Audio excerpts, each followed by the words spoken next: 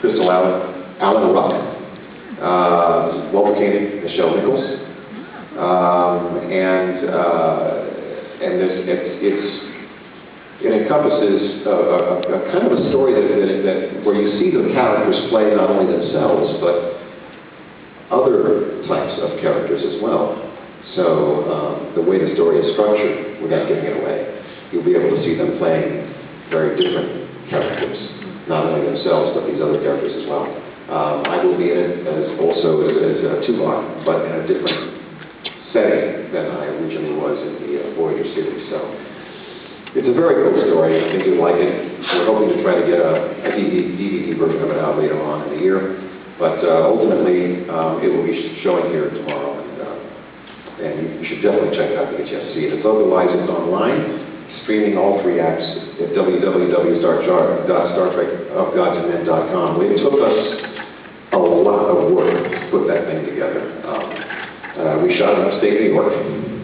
We used some of the sets from the new Voyager series that were already built, and we also used some sets and locations in Los Angeles for 3 days. But when we went to New York to shoot, it was quite the ordeal because I'd never been into this studio location before this, and I got there a couple of days before shooting, so I didn't have a lot of prep time on site.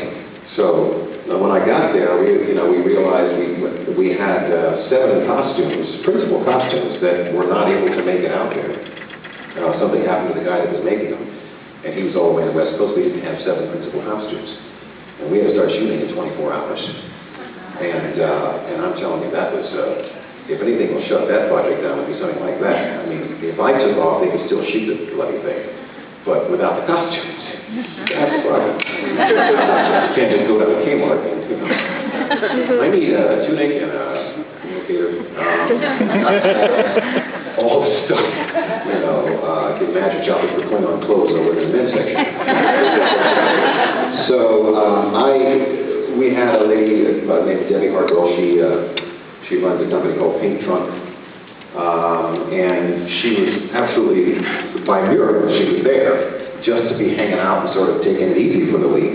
And we ended up enlisting her, as it were, to help put these costumes together from scraps of this and that, and pieces of material from this and that. And she did an amazing job of putting together 7 or 8 principal costumes for shooting, and we had it done ready to go on time.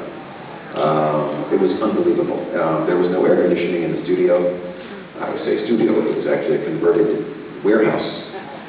No air conditioning to speak of. It was hot as blue blazes. We couldn't shoot until nighttime because it was so hot and couldn't work in the day. I brought my director of photography from Star Trek, the series, out there to do the lighting for us. And we had very, very few people to work as crew, so we had to do